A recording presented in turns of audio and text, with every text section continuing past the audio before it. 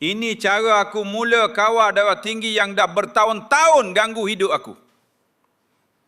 Akhirnya aku jumpa satu ikhtiar yang buat aku lebih yakin. Jus Ratu Pari, ikhtiar terbaik untuk bantu kawal darah tinggi. Nama aku Adli. Dulu hidup aku memang tak tenang sebab darah tinggi. Kepala berdenyut hampir setiap hari. Belakang leher tegang. Badan cepat letih. Dan kadang-kadang susah nak tidur.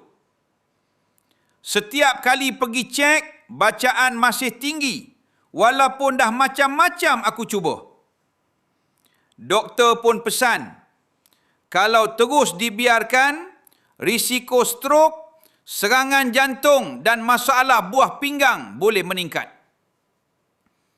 Sejak hari itu, aku nekat cari ikhtiar lain. Syukur aku jumpa jus Ratu Pari.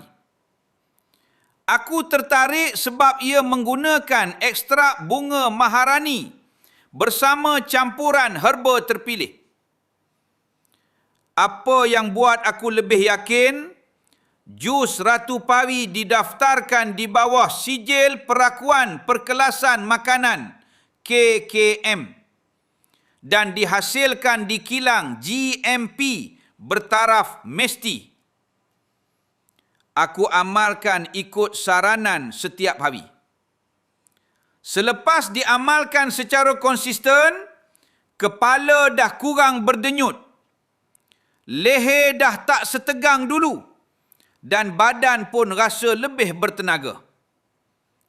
Bila buat pemeriksaan berkala, bacaan tekanan darah aku juga semakin baik berbanding sebelum ni.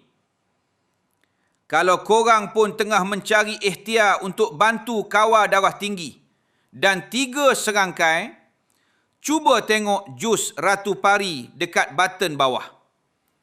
Sekarang tengah ada promosi diskaun 50%. Jangan tunggu sampai terlambat.